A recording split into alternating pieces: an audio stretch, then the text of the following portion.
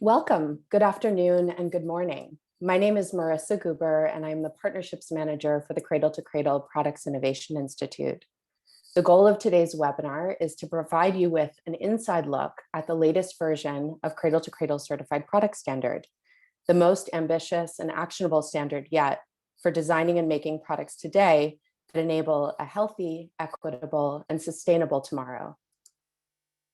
In today's webinar, you will hear from the team of experts who have been leading the development of the new standard, my colleagues, Dr. Susan Klosterhaus, Vice President of Science and Certification, Dr. Matteo Kausch, Director of Technical Development, and Esther Julier, Senior Technical Manager. And here's what we'll discuss today. I will first set the scene by providing some context, and then Susan will introduce the standard and provide an overview of the development process, as well as share high-level requirements. Matteo and Esther will then explain the detailed requirements within each of the 5 standard categories. And afterwards, Susan will cover what's next, as well as the resources available to guide implementation. We will cover a lot of information today, and we want to respond to any questions you might have. Please add them at any time into the Q&A box in your control panel, and we will answer them as we proceed. We have also allocated time to answer your questions at the end also. This webinar is being recorded, and the recording and slides will be made available so you can revisit the content or share it with your colleagues. So the context for today's webinar is more relevant than ever before. At the beginning of 2020, the United Nations called for a decade of action to deliver on the global goals for sustainable development and to accelerate sustainable solutions to the world's biggest poverty, change, health and well-being, inequality, and consumption and production practices. At the same time, leading policies are advancing the importance of not just sustainability and circularity goals, but also measurable progress for implementation. These range from chemical strategies to circular action plans, sustainable finance and ESG reporting, and also paired with increasing consumer awareness. The momentum is clearly accelerating. And yet, significant action, impact, and scale remain largely untapped. Last year, the Circularity Gap Report quantified that on a global level, we're only 8.6% circular. This year's report states that to keep our world livable and thriving, we need to double global circularity from 8.6% to 17%. And that's a huge shift from where we are to where we need to go. Much of the world has woken up to the global climate crisis, which is the result of the take, make, waste extractive economy. Efforts to use energy efficiency and more renewable energy are certainly important, but can address about half of these emissions. But it's absolutely critical that we think beyond just minimizing emissions and fundamentally change our products and systems around them. So this is exactly what we're here to discuss today. In this critical time, we must rethink and redesign how we make and use materials and products, and we must transform the system. What's needed to do this is a bold vision and comprehensive market-proven tools that provide a practical path for optimization. I'm pleased to hand over now to Susan Klosterhaus, Vice President of Science and Certification, who will introduce our bold vision and path forward. Thank you, Marissa. Hello, everyone. Thank you again for joining our webinar today. I'd like to start with a reminder of what we are trying to achieve with the Cradle to Cradle Certified Program, which is reflected in the Institute's vision statement that you see here. The Institute's vision is a world where safe materials and products are designed and manufactured in a prosperous circular economy to maximize health and well-being for people and planet. And the way we implement this vision is by providing a certification standard that allows manufacturers and brands to demonstrate that they're designing and making products that align with that vision. Today, we're pleased to introduce the next version of the Cradle to Cradle Certified Product Standard, version 4. We've designed it to be the leading multi-attribute, multi-industry, science-based standard for verifying products for the circular economy. And when we set out to develop the next version of the Cradle to Cradle Certified Standard, we wanted to ensure that we had a process in place that aligned with internationally accepted best practices and included input from a variety of stakeholders throughout that process. The decision-making body responsible for maintenance and revision of the C2C certified standard is the Standard Steering Committee. This is our lead technical committee and is composed of technical and sustainability leaders from various stakeholder groups. Our team worked very closely with this committee throughout the development process and collaborated with them to develop the scope of the revisions process and the specific changes to the standard requirements. At the beginning of the development process, we also formed 5 technical advisory groups, one for each of the 5 standard categories. These groups provided technical and scientific input during the initial stages of the process and also played a key role in the development of the proposals for change for the steering committee's consideration. The version 4 development process also included the Institute's Stakeholder Advisory Council. This council advises us on market relevancy and implementation of the certification program and is also composed of various stakeholder groups and sector representatives. This council also provided input on the proposals for change for the steering committee's consideration. And in addition to receiving input from these voluntary stakeholder committees, we also received input and recommendations for improvement from many different stakeholders as part of the 2 public review periods for draft versions of the new standard. And we are very grateful for this input, and it has been very instrumental in helping us to improve the standard.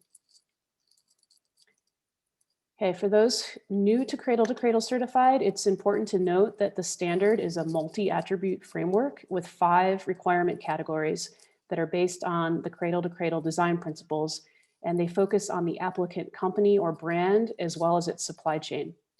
A product and its applicant company need to meet the requirements in all 5 categories in order for the product to be certified. The first 2 categories address the materials in the product.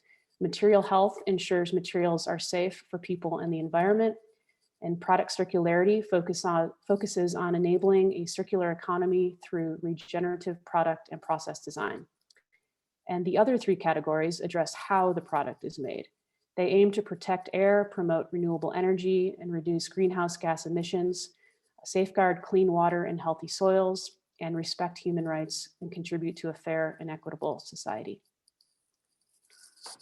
In addition to being a multi-attribute standard, what distinguishes Cradle to Cradle Certified from other product standards is that it is designed to be a pathway for measurable improvements in innovation. Products are certified to one of 4 levels, depending on where they are in their optimization journey: bronze, silver, gold, or platinum. Recertification is required every 2 years, and measurable improvement must be demonstrated in order to recertify, with the goal of the product ultimately reaching the platinum level, which represents the ideal, fully optimized Cradle to Cradle product. And in order to incentivize the push toward higher levels of innovation and optimization, under version 4, a product may be certified at the bronze level for a maximum of 4 years or 2 certification cycles, unless the certification holder publicly discloses the limitation preventing achievement of the silver level and also meets the silver level in at least 1 other standard category.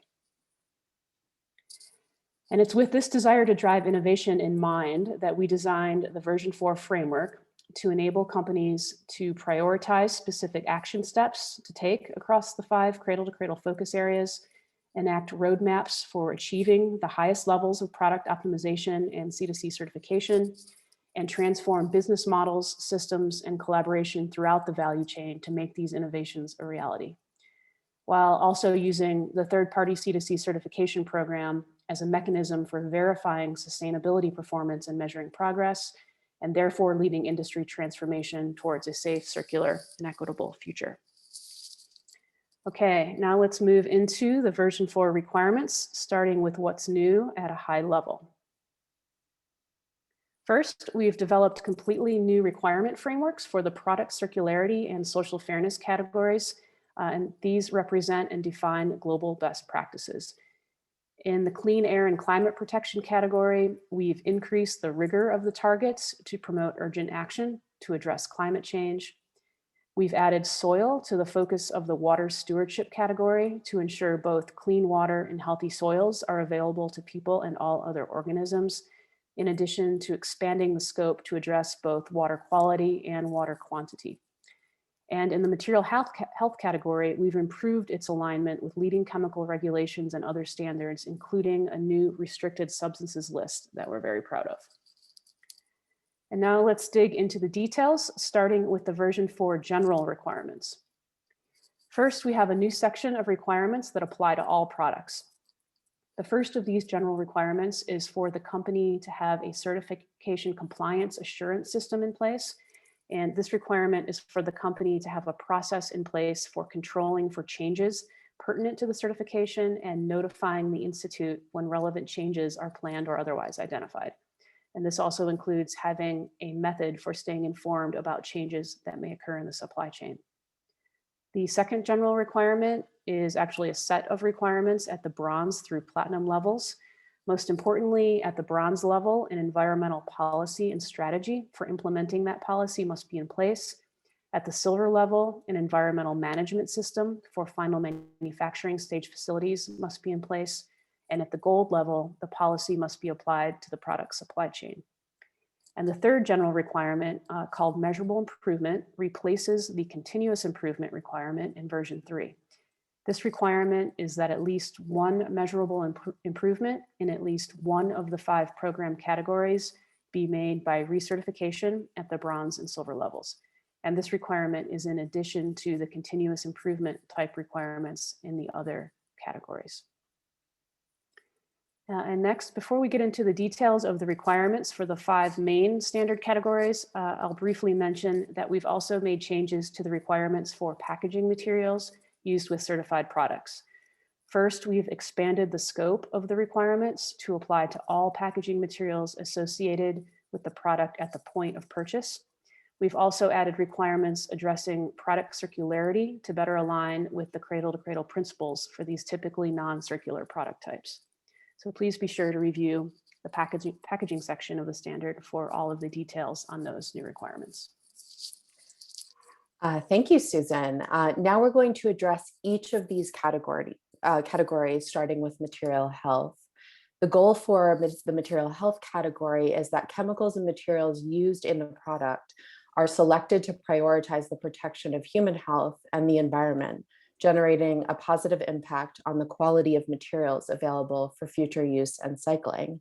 And Matteo will share the details for how this goal can be achieved. Thank you, Marissa. Yes, very happy to tell you about the requirements in the material health and product circularity categories today, starting with material health. So how do we make products with chemistry that prioritizes human and environmental health? We look at this as a 4-step pathway. And the 4 steps on the path are also the focus areas for this category. So let's look at this here. Inventory is the first step. What's in the product? What are the materials in the product? And what are the chemicals in each of those materials? Now, the depth of the inventory is really important. Not all inventories that can be done are the same. And the answers that you'll get in the subsequent steps will differ dramatically depending on the type of inventory approach you use for your product. The next step is screening. And that's really about eliminating what's not in the product. You screen against lists of known problematic chemicals and classes. And there's really hundreds of different screening lists out there. But I will tell you today about the new restricted substances list that's part of the Cradle Certified Standard version 4.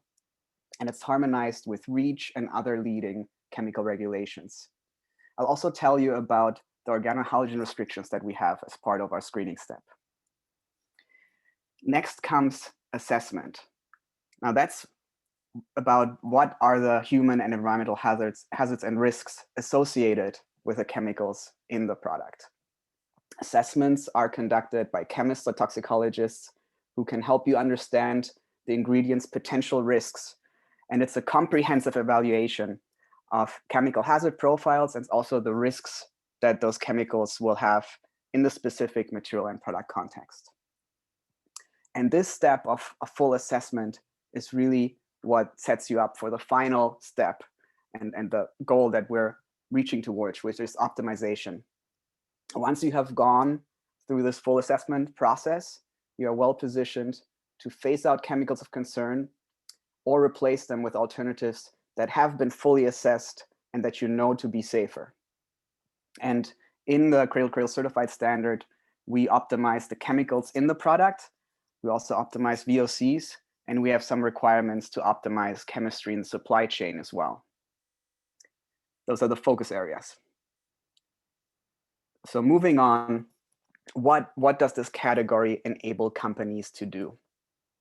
First, on screening, companies are guided to not only comply with leading international chemical regulations, but to stay well ahead of them, identifying and phasing out chemicals of concern before they become regulated. On the inventory and assessment, companies are guided to fully define the chemical composition of each material and then comprehensively assess the toxicological properties of each substance in the material and product context. This enables companies to not only identify and eliminate chemicals of concern, but to ensure that the alternatives that they are using are actually fully compatible with human and environmental health. And after that, companies are able to go even further and develop an actionable strategy to address toxic emissions in the supply chain.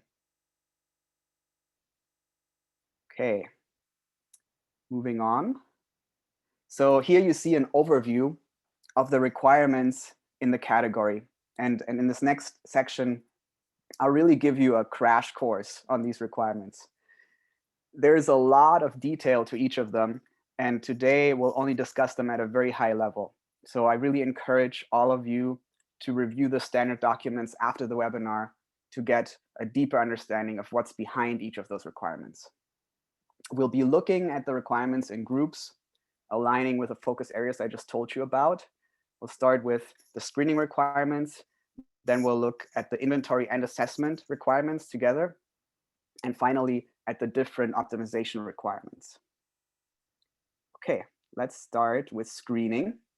You see them highlighted here on the slide. At the bronze level, a product needs to already be in full compliance with the restricted substances list and the restrictions on certain halogenated and functionally related non-halogenated substances of special concern.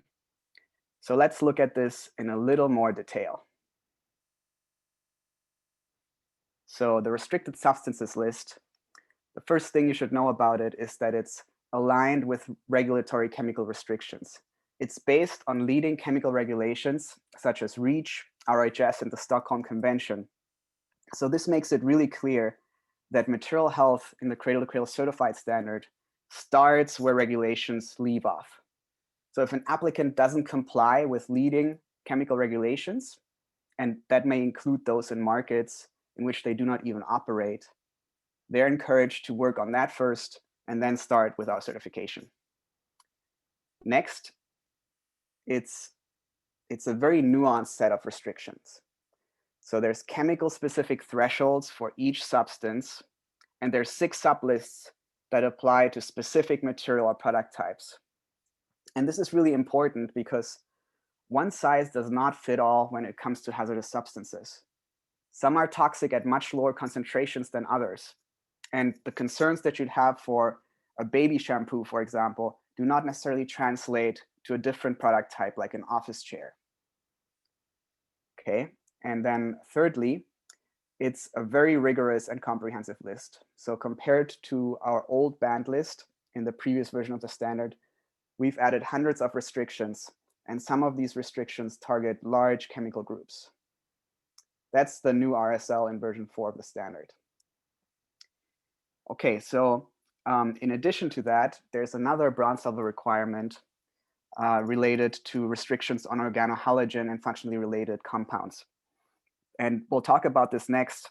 And in this context, I'll also tell you about the silver level optimization requirements regarding organohalogen content. Okay. So what are organohalogens? They're a large class of chemicals, and they tend to be more toxic than their non-halogenated counterparts. For this reason, many individual organohalogen compounds are restricted by regulations such as those that our RSL is based on due to their direct toxicity. However, beyond the direct toxicity, there are also important indirect life cycle toxicity concerns that apply to really the entire class of organohalogens, so beyond the well-known toxic ones that are regulated. Specifically, they're typically derived from toxic process chemicals, and their manufacture is related with toxic emissions. And then at the end of use, they can contaminate recycling streams, or also under uncontrolled conditions like landfill fires, lead to the formation of extremely toxic and persistent reaction products. And these life cycle concerns are not currently addressed even by leading chemical regulations.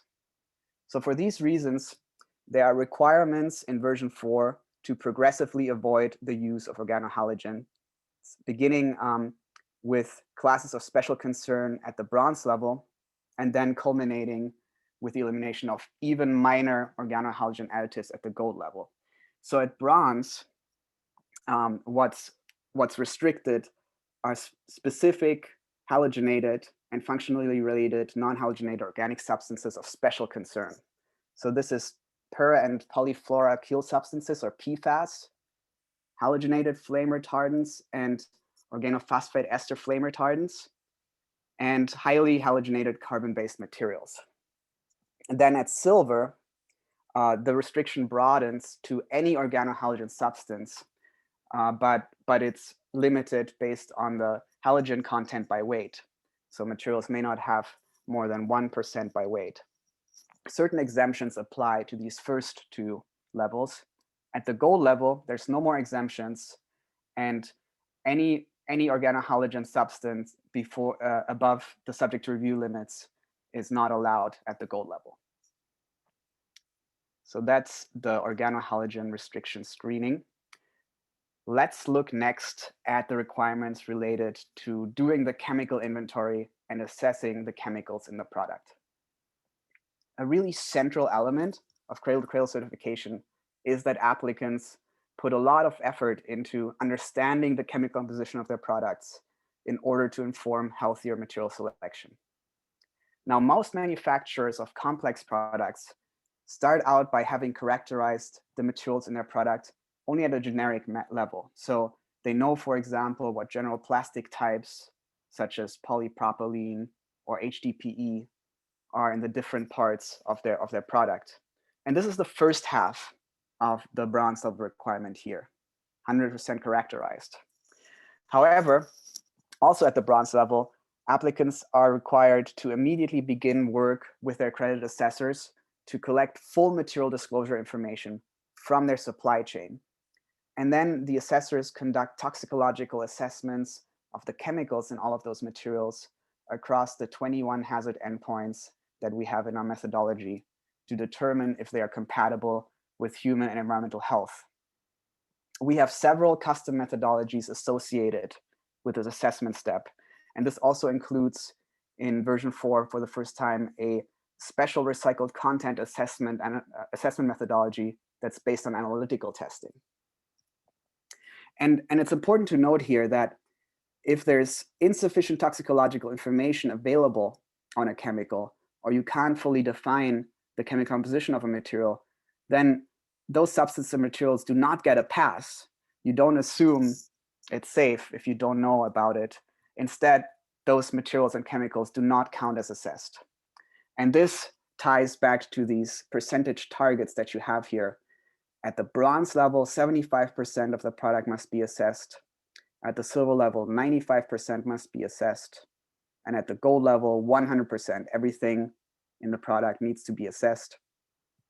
Then at the platinum level, we look beyond substances that are in the product as sold and also include process chemicals that are used in the final manufacturing stage. That's it for inventory and assessment. So let's move on to optimization, and specifically the requirements around optimizing the product itself. Now, the point of collecting all of this information and doing all this work to assess the chemistry is to then optimize the chemistry of the product over time. And there is a number of optimization benchmarks that have to be reached to attain the various levels of certification. So at the bronze level, beyond the screening restrictions, which are already a type of optimization, companies must have a strategy in place to assess the unassessed fraction of the product and to phase out any chemicals that have been assessed as problematic for human or environmental health. So then at the silver level, the most problematic chemicals, that is carcinogens, mutagens, reproductive toxicants, also persistent bioaccumulative and toxic, as well as very bioaccumulative and very toxic substances, and those categorized by the EU as posing an equivalent level of concern, those are restricted at the silver level. Then at the gold level, no substance assessed as problematic due to any endpoint is allowed. So not just carcinogens, mutagens, PBTs, etc. Any substance associated as problematic due to any endpoint. All chemicals in the product must be fully assessed as compatible with human and environmental health. Then at platinum, the same must be true for the process chemicals. And on top of that, 50% of the product by weight must not only be compatible with, but be preferable from a human and environmental health standpoint. So that's the optimization requirements about the product itself. Let's look next at the optimization track addressing VOCs, volatile organic carbon compounds. Now at the silver level, products that are permanently installed in buildings must have low VOC emissions. And also liquid consumer products and liquid construction products must comply with VOC content limits. Then at the gold level, the VOC emissions requirements on those building products are stepped up. So building products at the gold level must be inherently non-emitting or have very low VOC emissions. And with a new version of our standard, all of these VOC requirements are based on regional best practices as codified in leading green building standards.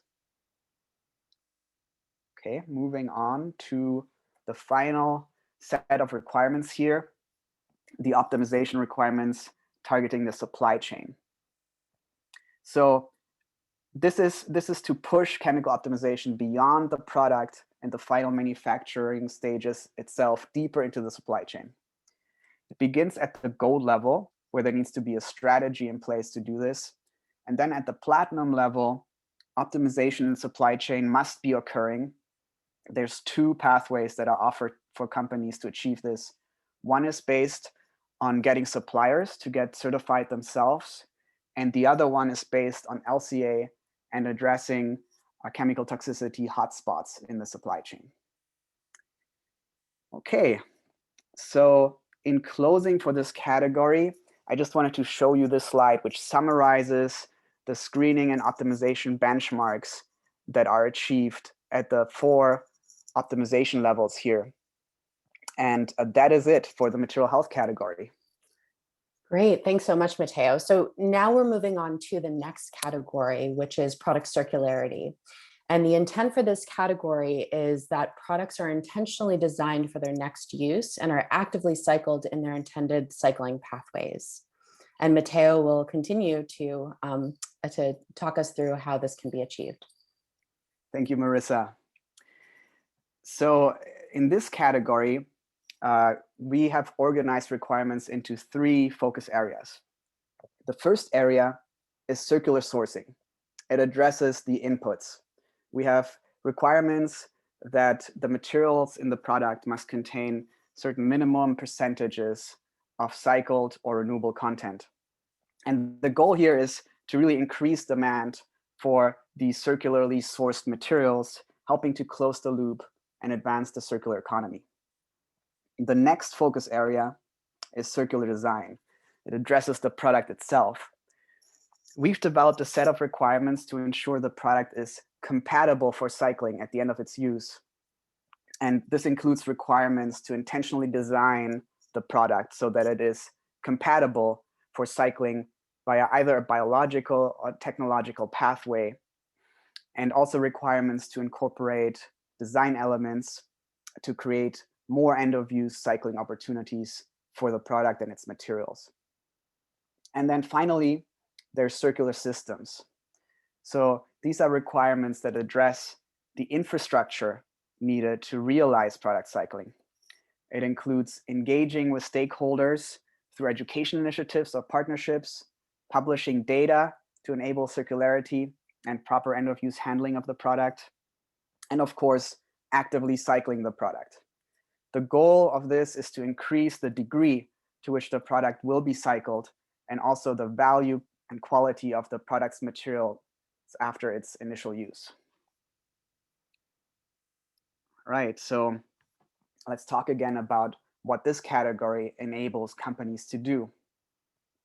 First, on circular sourcing, companies are enabled to increase their use of recycled content and responsibly source renewable content, thus increasing the demand for such materials and essentially closing the loop for the material inputs before the product even leaves the factory. On circular design, companies are enabled to identify appropriate cycling pathways for the materials in their product and to evaluate and improve material choices and product design so to make them compatible with these pathways. On circular systems, companies are empowered to understand the systemic limitations that may impede cycling of their products and engage to confront these limitations by creating partnerships, investing in cycling systems, and facilitating the flow of essential information to enable cycling.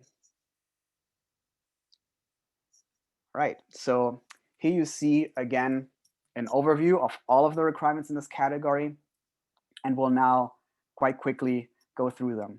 Again, I will discuss these requirements in 3 groups corresponding to the 3 requirement focus areas I just told you about. So starting with circular sourcing. Circular sourcing is all about incorporating cycled and renewable content. And the amount of cycled and renewable content that needs to be incorporated increases with the level of achievement. So the standard includes a set of target percentages by product and material type for each level. And these are included in a reference document that you can find on our website. Now, moving on, I just want to mention that at the lower levels, there's also an alternative compliance pathway.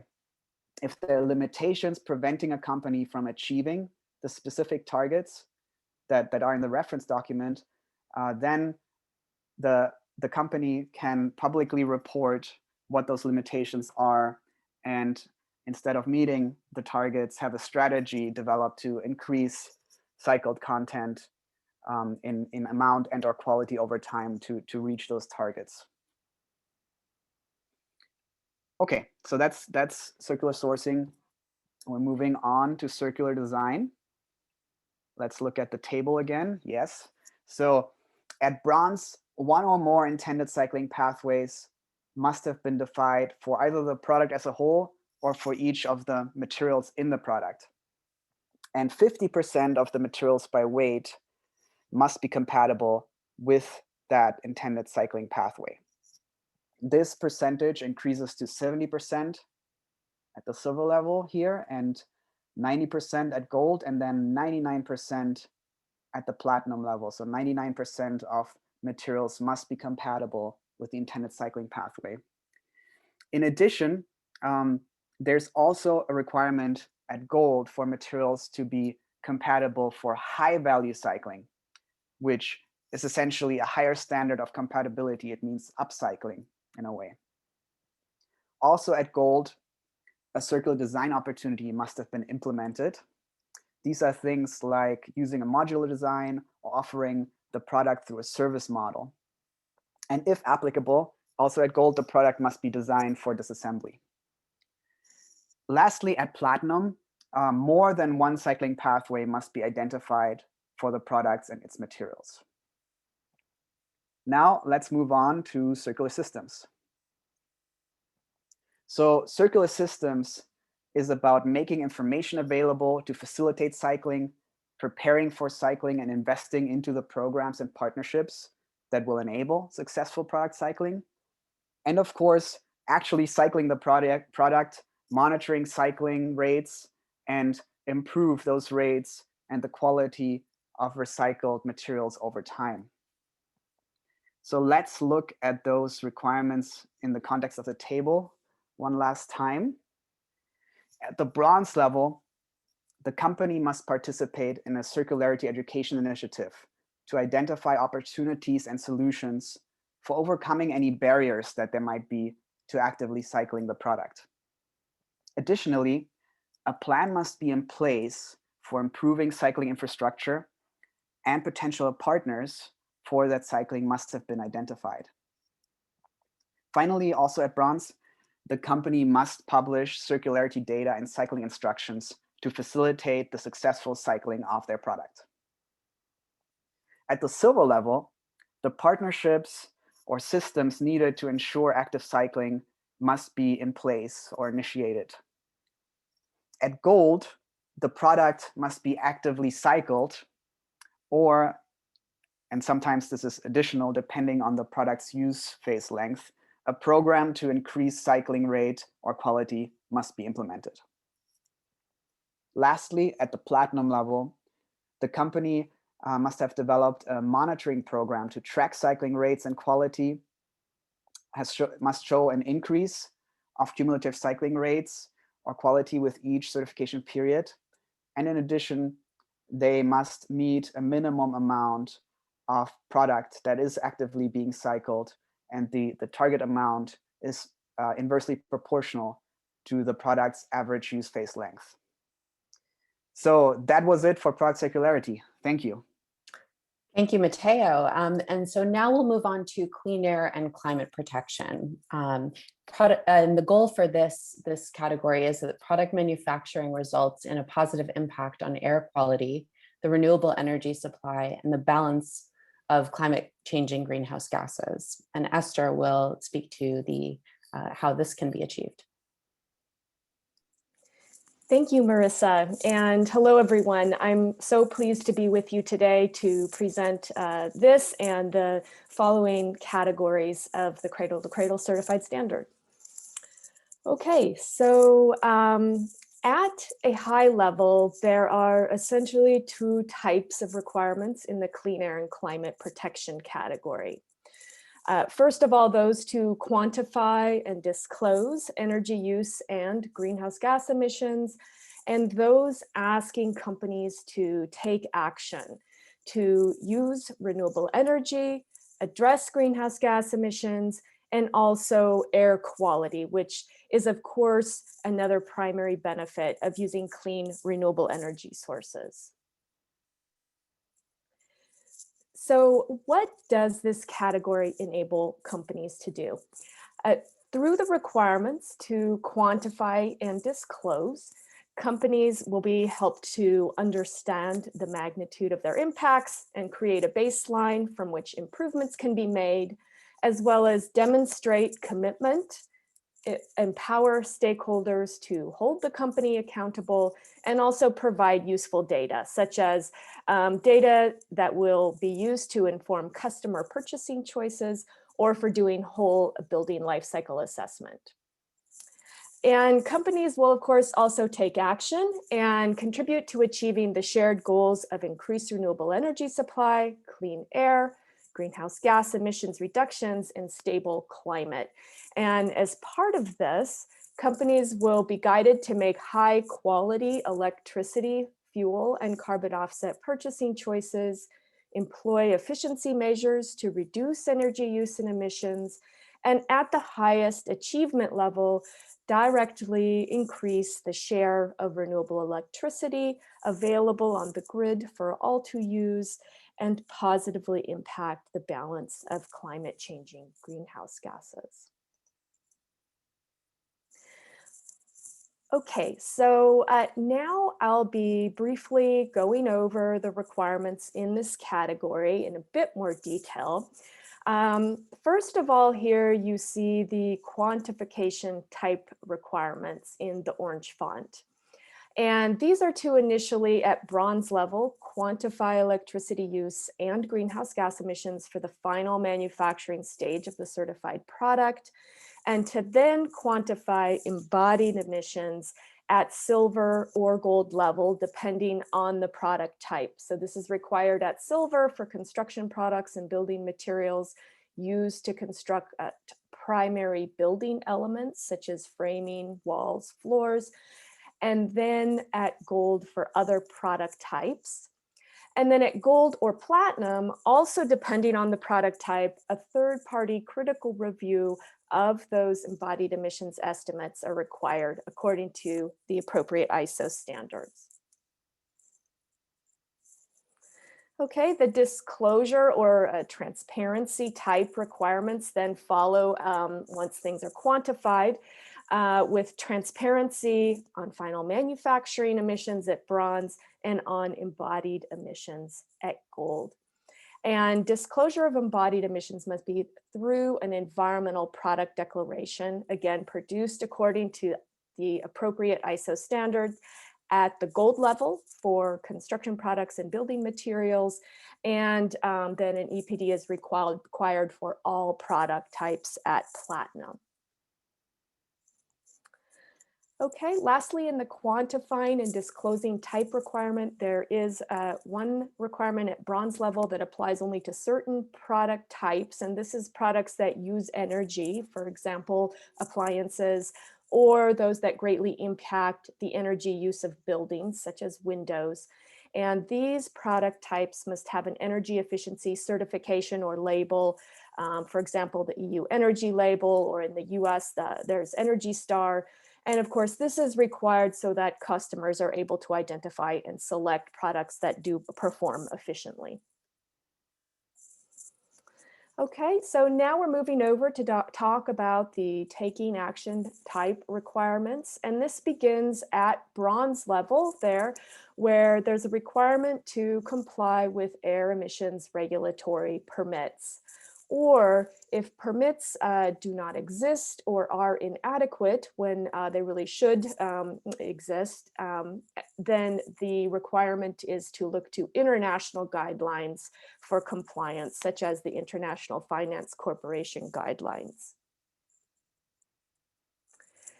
Also at bronze, there's a requirement to have a strategy for increasing the use of renewables and addressing emissions. And the standard then has specific targets focused on renewable electricity and addressing greenhouse gas emissions for the final manufacturing stage of the product. And you can see those on the slides here. The targets are 5% at bronze, 20% at silver, 50% at gold, and more than 100% at platinum, which is where that positive impact comes in. Okay, now there are a range of actions and outcomes that the targets may be applied to. And this is an area where additional options and flexibility have been introduced within version 4, but also in particular just since the last public comment period for those of you who have been following along with us here. And you can see all the options here on this slide, so I'll go through those. The targets can apply to renewable electricity procurement, on-site renewable electricity production and use, performance improvements, so greenhouse gas intensity reductions, that's on a per unit product basis, also to what we really want to see, absolute emissions reductions. Then use of eligible sources of bioenergy, purchase of carbon offsets, financial donations to climate relevant public policy initiatives, and finally investment in on-site emissions reduction projects, such as purchase of more efficient equipment. Now, the available options here decrease with increasing achievement level. Again, with the platinum goal being more than 100% renewable electricity. So at platinum, what we're looking for is that we have full electrification for all energy needs in final manufacturing. That is renewable. And there's also a bit of excess produced that could be returned to the grid. Now, I won't be going into the details on all of the options listed here because of time constraints, but to give one example on how the targets can be met, at silver level, that target is 20%. So for a company that purchases electricity from a utility and also burns fuels on site, the target could be met there by purchasing renewable energy attribute certificates if you're in a region where those are available. So we're talking about RECs and GEOs. And those would be used to match at least 20% of the electricity use. And then also by purchasing carbon offsets for 20% of direct emissions. And alternatively, emissions that result from both purchased electricity and on-site fuel use can be addressed using offsets, which is important in particular where voluntary renewable electricity markets are not necessarily available. By platinum level, though, more direct action is required than what I just gave as an example, and carbon offsets are no longer accepted in nearly all cases at platinum. Okay, now there is some nuance that comes in at gold and platinum levels that I want to talk about. And again, we're still talking about the final manufacturing stage targets. So at gold and platinum, high quality, we're asking for these high quality renewable electricity sources. And high quality is defined as on-site produced renewable electricity or renewable electricity procured through long-term power purchase agreements supporting new installations. And long-term here is defined as 15 years or more. Now, this higher quality of electricity is required for half of the gold target, so 25% of total electricity used and 100% of the target at platinum. Now at gold, there are still two alternatives that will be of interest, especially for cases where it's not possible to have on site or there are no PPAs available. One is to procure 100% renewable electricity at the facility level. So facility-wide, not just for that final manufacturing stage.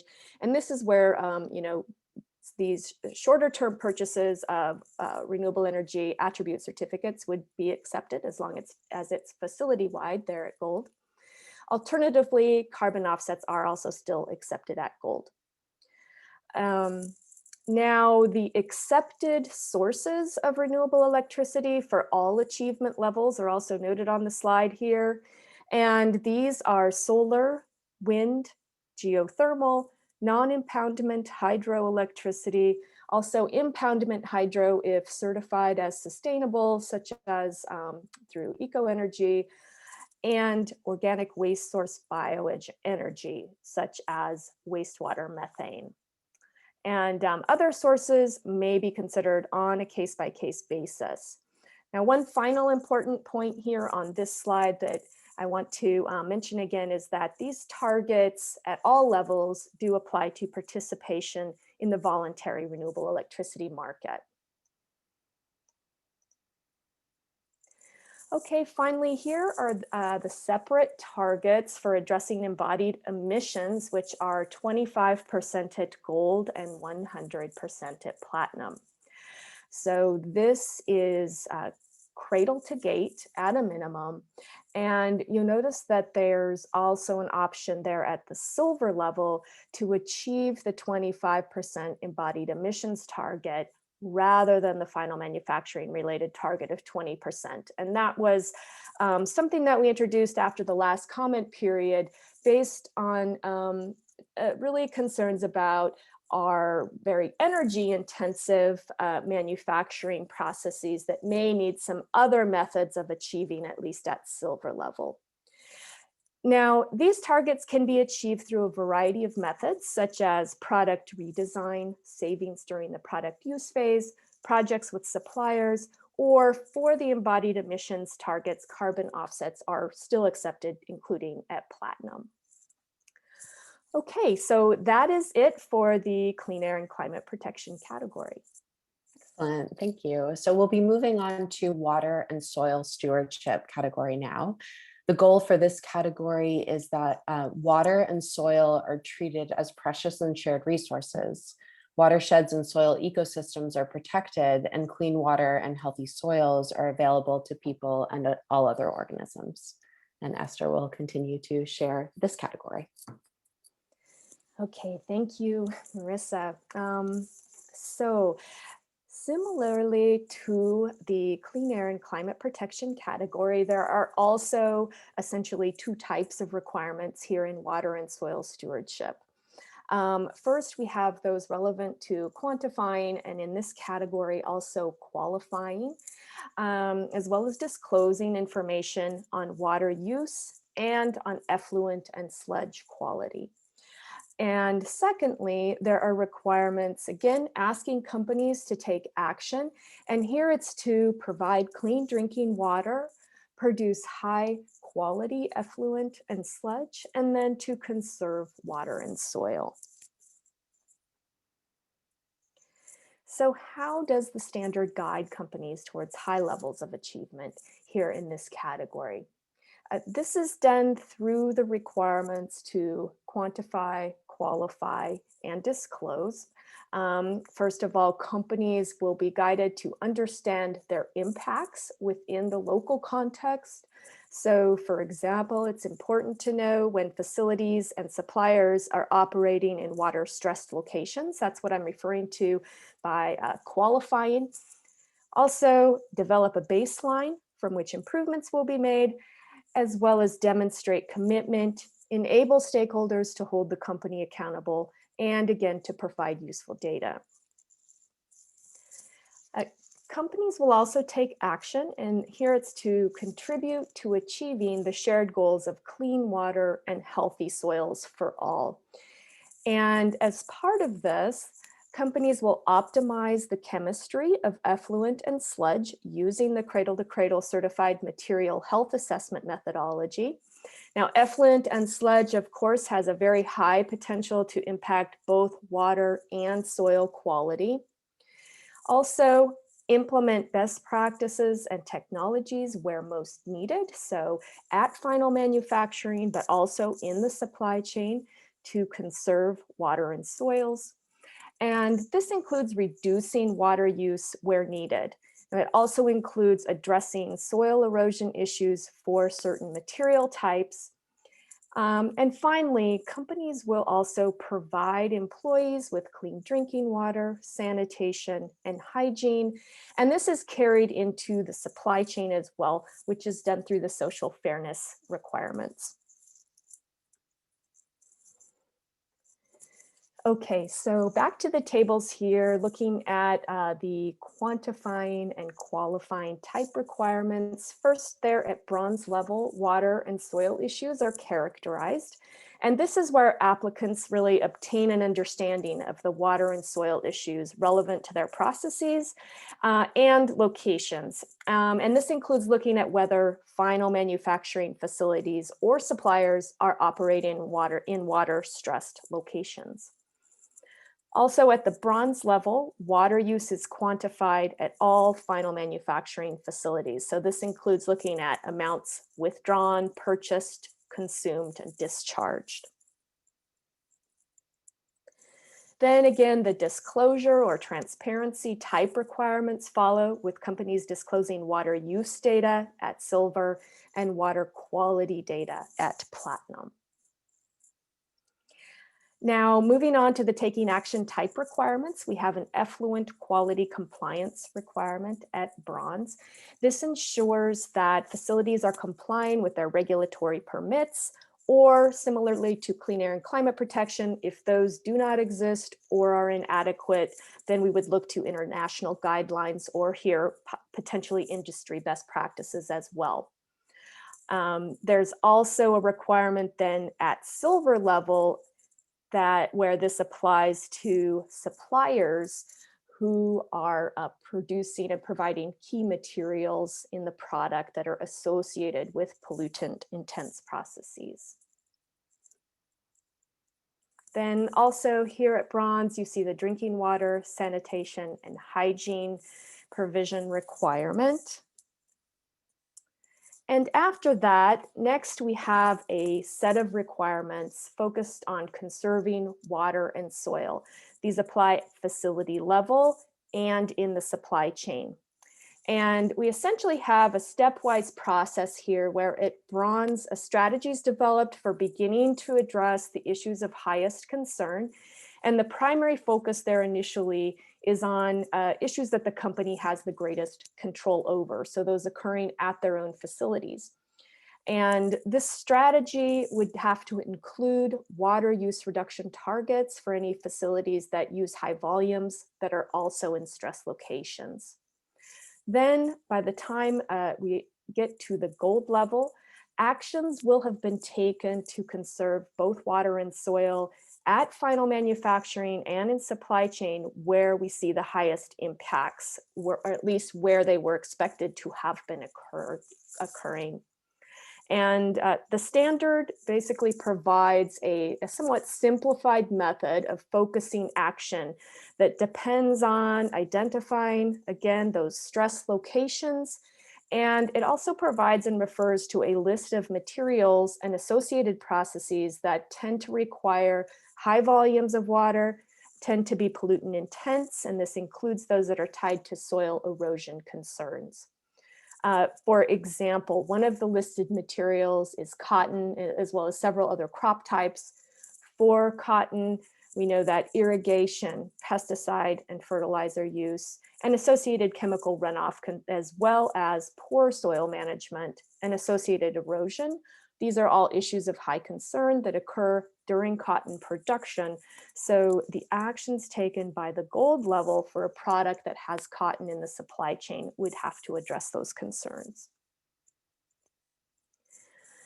Okay, so moving on, at gold and platinum in this category, there is also a set of requirements that encourage companies to innovate, to implement a project that positively impacts water or soil resources or ecosystems. For example, this could be a project to rehabilitate a local aquatic ecosystem or to build up soils to sequester carbon. Lastly, we're going to look at the requirements focusing on optimizing effluent and sludge quality. And these requirements initially apply to product relevant chemicals. These are the chemicals used specifically to manufacture the certified product that are also released to effluent and sludge as part of that process. So beginning at bronze level, these chemicals must comply with the core restricted substances list. This is the same RSL that you heard about in the material health category. Then at silver level, any product relevant process chemicals entering effluent and sludge must be defined and assessed using, again, the material health methodology.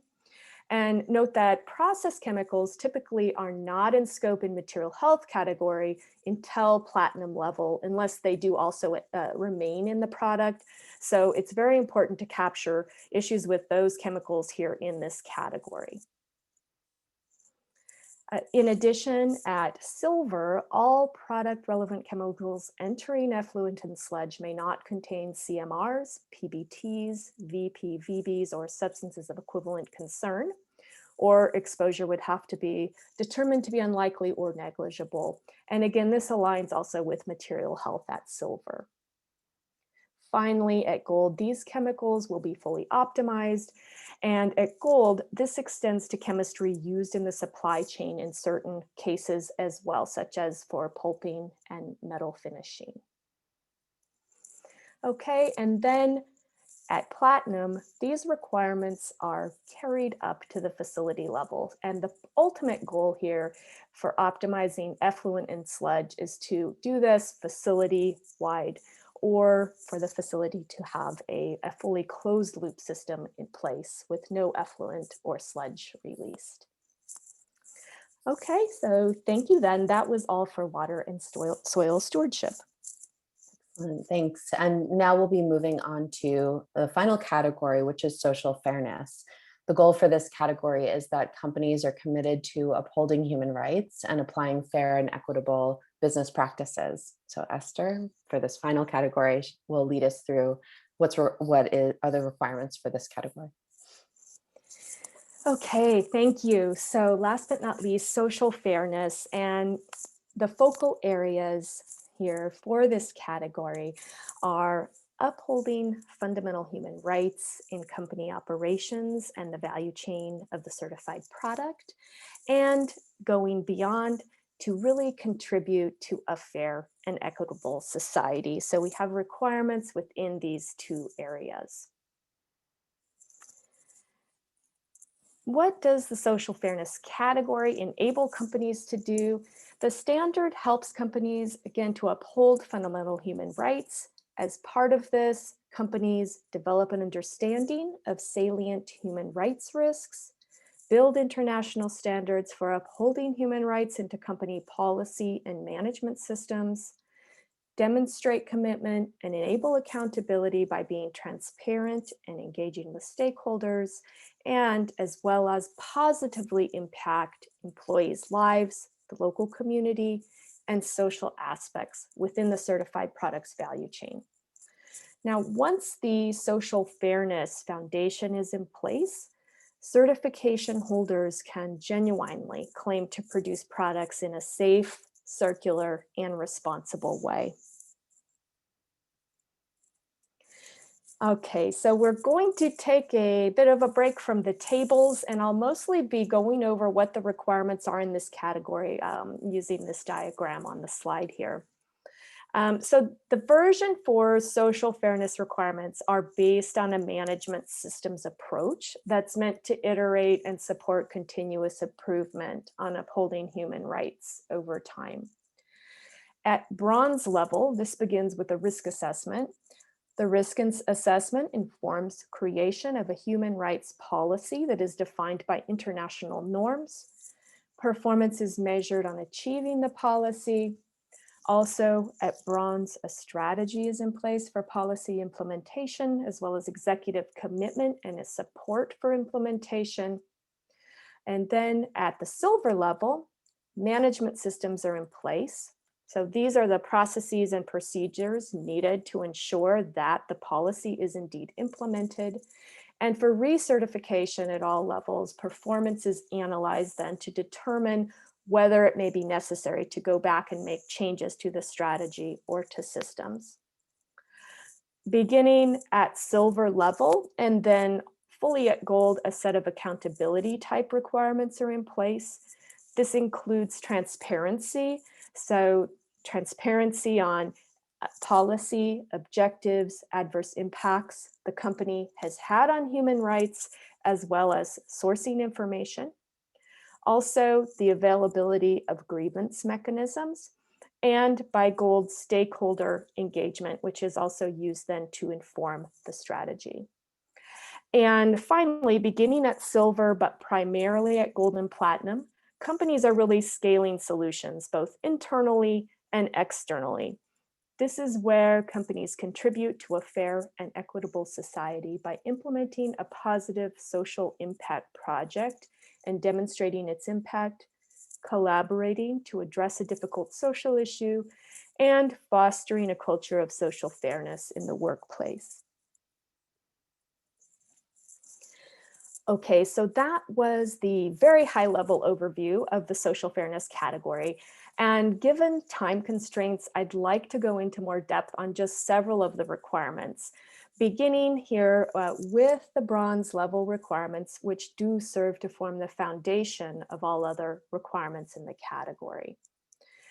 Now, the first bronze requirement, as mentioned, is the risk assessment. This is required for the company-wide, and then specifically for final manufacturing facilities and direct suppliers to final manufacturing. What this requirement does is it guides companies to identify their salient human rights issues. These are high-risk issues with the potential to have a severe impact on people. So not only of risk to the company, but really with the focus here on impact on people. Next at bronze, we have the policy. Now the policy is to be based on the risk assessment and on several international standards. You see those on the slide. That's the International Labor Organization's core conventions, International Bill of Human Rights, and the UN Guiding Principles on Business and Human Rights. Here you see the required key policy elements. Now, through their policy, all companies will commit to what you see here: elimination of discrimination, elimination of harassment and abuse, all forms of forced or compulsory labor, abolition of child labor, prevention of excessive working hours, freedom of association and collective bargaining, safe and healthy work, provision of the legal minimum wage and all legally mandated benefits, aspirations to provide a living wage, and fair and ethical business practices, including anti-corruption and anti-bribery.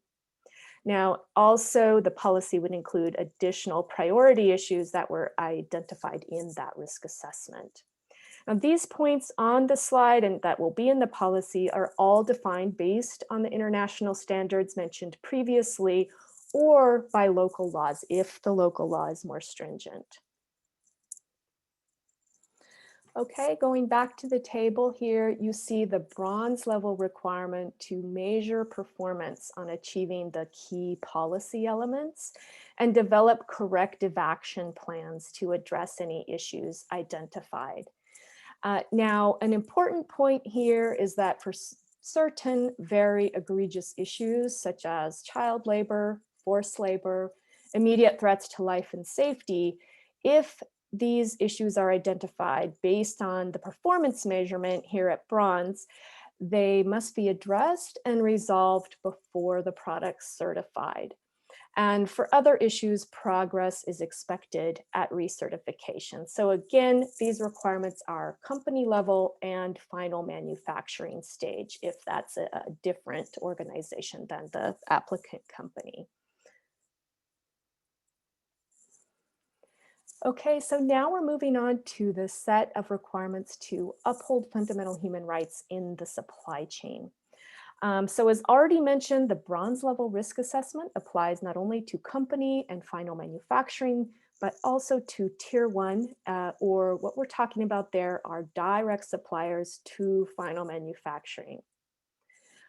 At silver, performance data must then be requested from those suppliers that are in high-risk locations and corrective actions planned and tracked by the applicant company.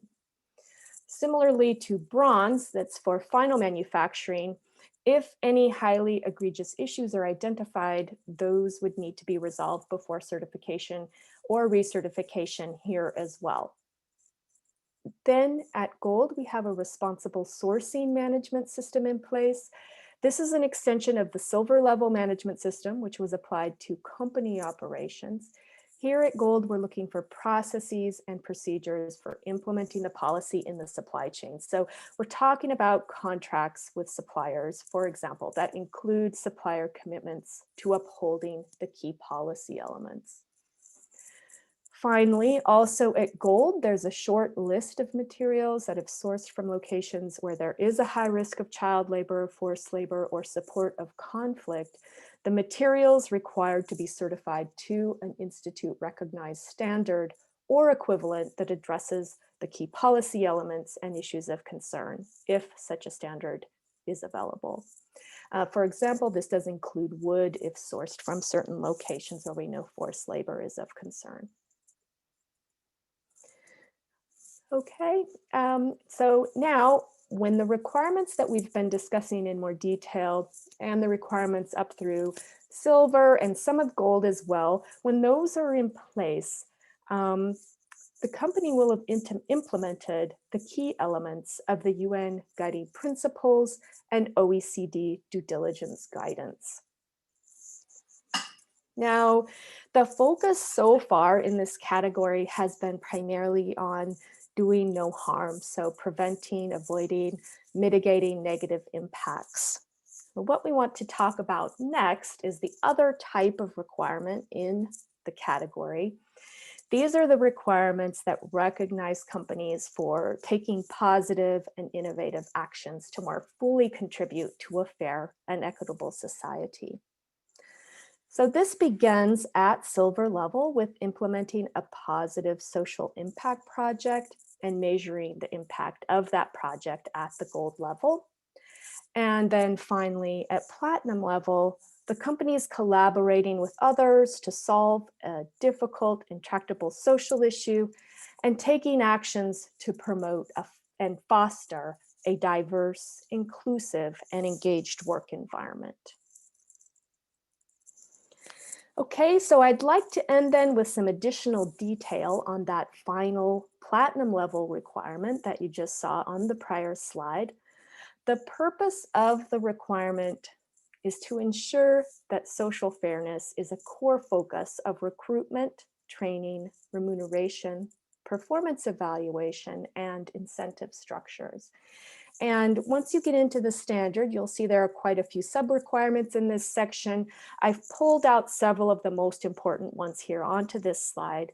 And these are that hiring and promotions processes are to be written to promote inclusivity and equal opportunity. Training on human rights is to be included, and awareness training in particular, these need to be provided to all executives and employees. Pay equity data must be made publicly available. So this applies to both pay data by gender and executive to average worker pay. So it has been shown that when these data are made available, that improvements follow. Also, social performance results are to be considered in executive compensation and incentives. And finally, all employees are to be paid a living wage. And that is all for social fairness. Thank you. Thank you, Esther. And now Susan will talk through what's next. Thanks, Marissa, and thanks to all for keeping with us through all of that detail. It has now been a month since we popped our champagne bottles and celebrated the release of version 4 on the 16th of March. And we are now working toward the effective date of the new standard, which will be the 1st of July. And the effective date is the date on which we will begin to accept applications to certify products against the new standard. And as part of last month's release, we published the final version 4 standard and the 6 supporting reference documents, which include the new restricted substances list, as well as others you've heard us refer to directly. And these are referenced directly in the main standard document itself. We also published the version 4 material health certificate standard for those companies wishing to certify to only the material health requirements. And if you are interested in how the version 4 requirements compare to those in version 3.1, we've also developed a document that summarizes what has changed.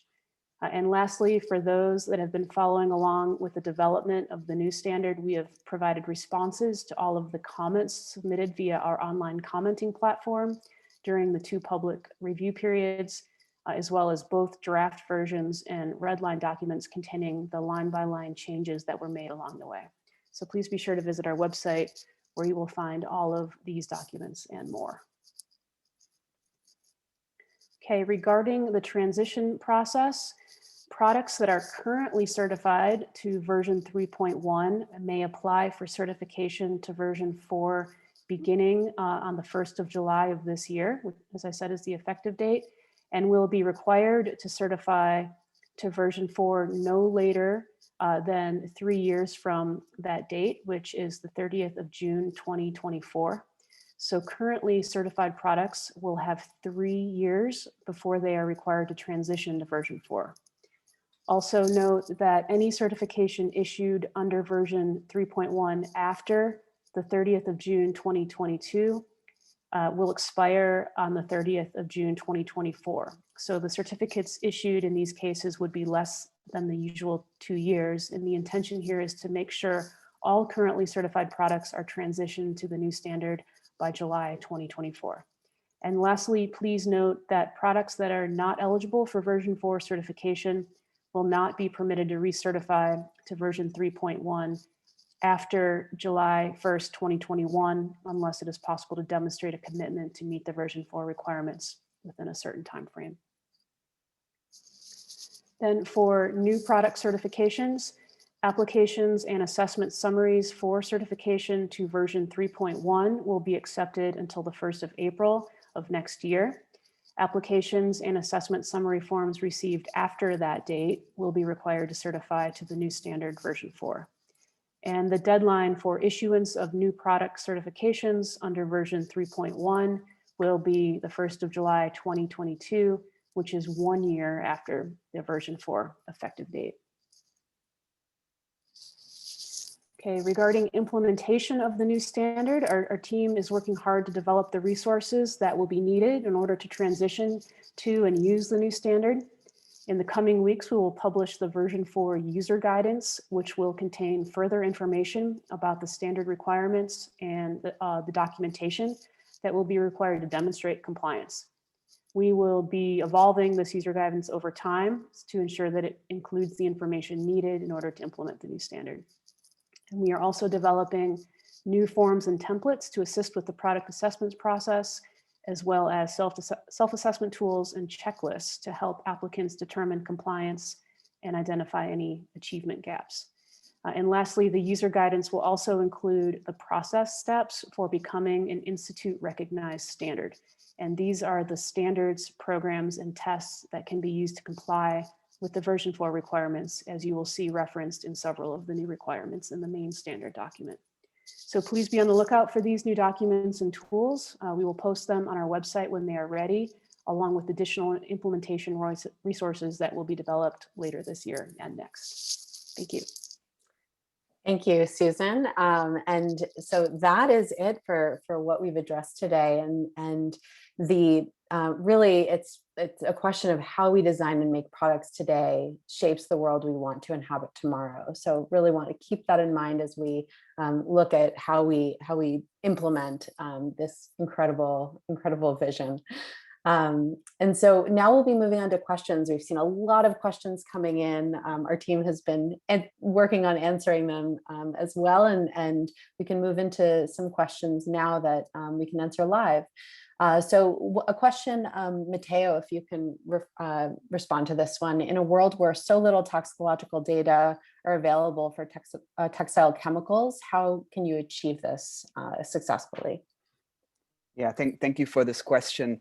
So it certainly can be challenging to wade through all of the toxicological information that is available on chemicals. There are also chemicals for which studies on the relevant endpoints may not have been conducted. However, our material health assessors are very familiar with all of the public and private databases that do contain the necessary information and are also able to fill data gaps through modeling, read across, or other techniques. So we find that even though it may take work, it is possible to assess pretty much all chemicals that are in commerce, including textile chemicals. Excellent, thank you. And actually, on that note of the textile sector, is the RSL aligned with ZDHC? Yes, thank you for that question. So I did not go into that on the presentation today, but there is a additional requirement for textile process chemicals, in addition to the RSL, to be also compliant with ZDHC. So there's full alignment there. Excellent, thank you. Susan, if you can address this.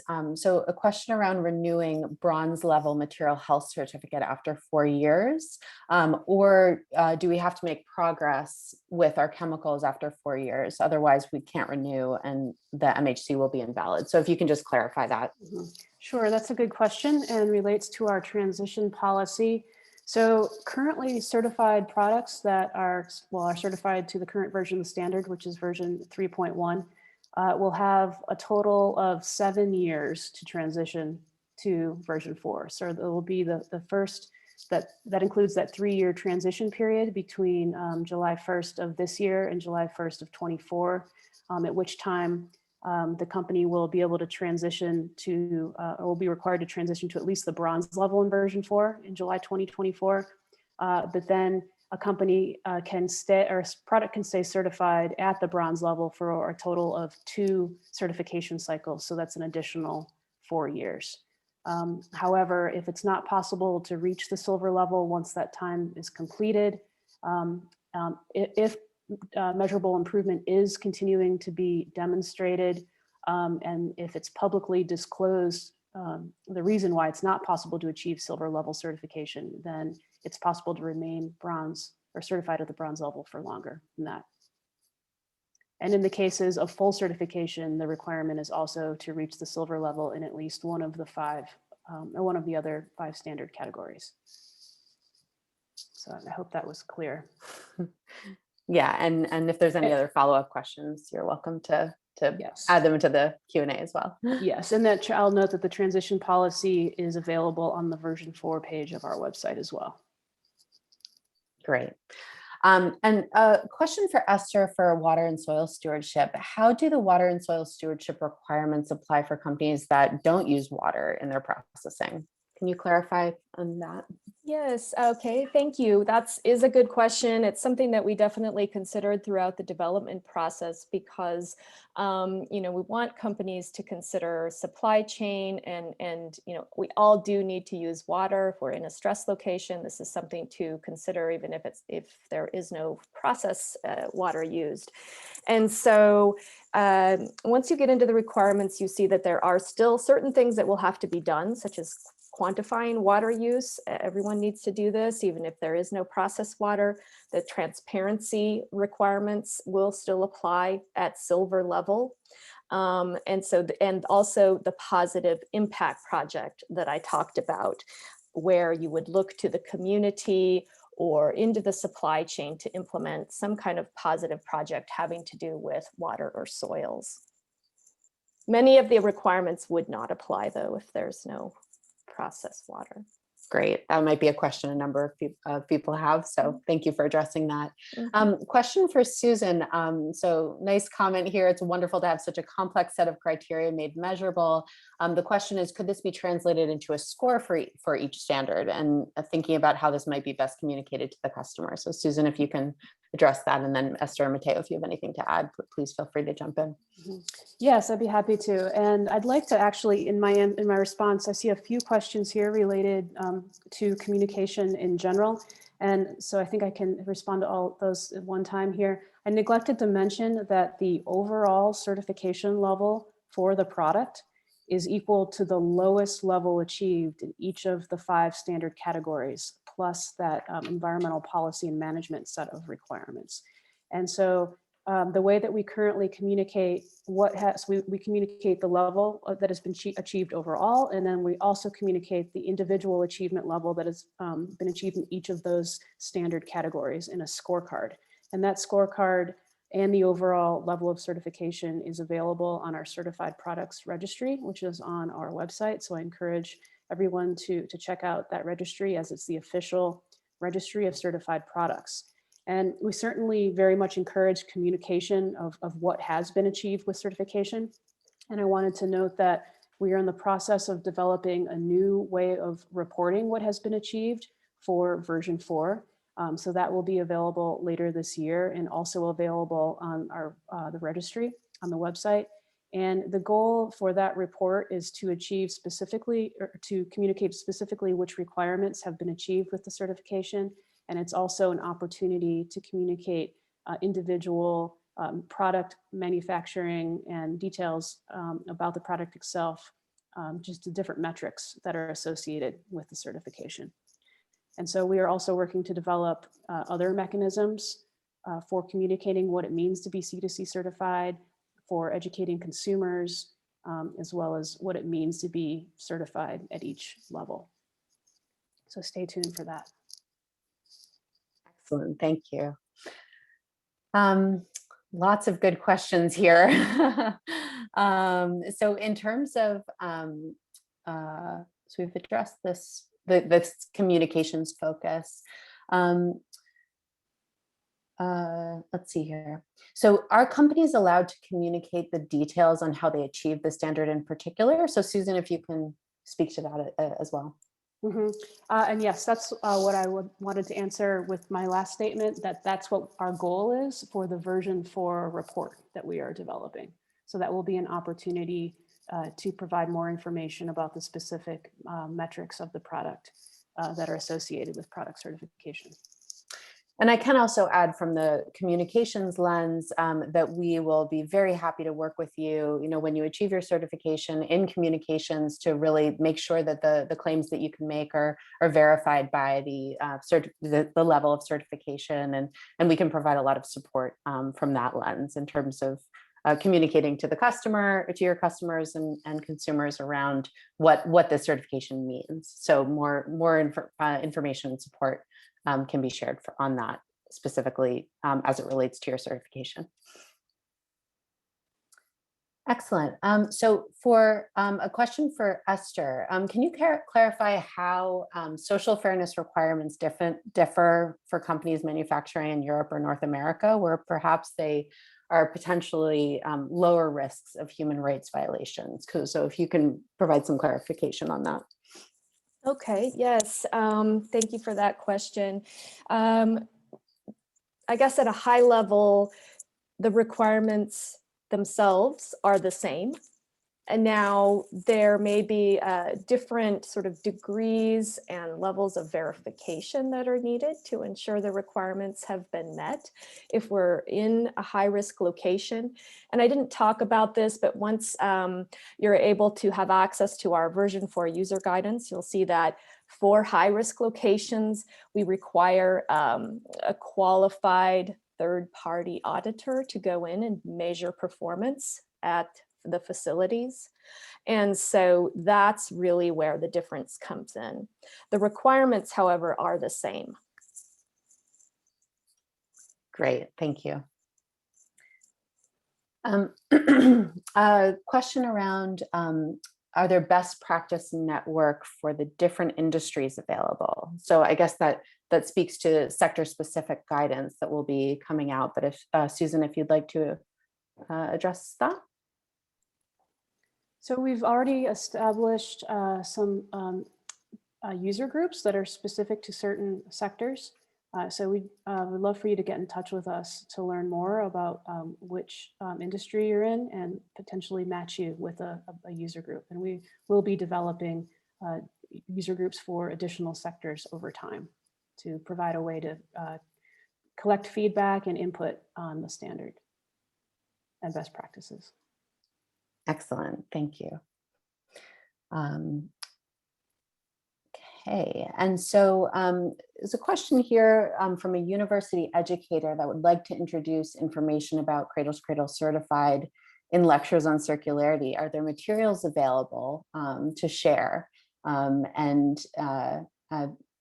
think that as reference, there'll be a lot of content being developed off the back of this standard, and certainly educational resources and content will be developed later this year and next year as well. So stay tuned for that. I highly recommend signing up for our newsletters if you haven't signed up already, because we'll be certainly announcing and sharing new resources as they're live, as well as through our social media channels. So please stay tuned for future development. Lots and lots and lots to come. A question around products and if they have a Cradle to Cradle logo on it or sticker. Because maybe companies won't necessarily, or rather consumers won't necessarily be able to go to a website to read all about it. So Susan, maybe you can speak to the label. Yes, we certainly do have a trademark that's associated and awarded to all products that have achieved certification. Some do choose to use that on their product, and especially in their websites and marketing materials. Not all certification holders choose to add the trademark to their product, but we certainly do very much encourage that and hope we'll see an increase in that use in the future. But for now, again, the best place to know when a product is certified is to go to our certified products registry on our website. Excellent. A question that maybe all of you can respond to is, how does certification complement product LCAs? Matteo, maybe you can start, and if anyone else wants to jump in as well. Oh yeah, thank you. That's a great question.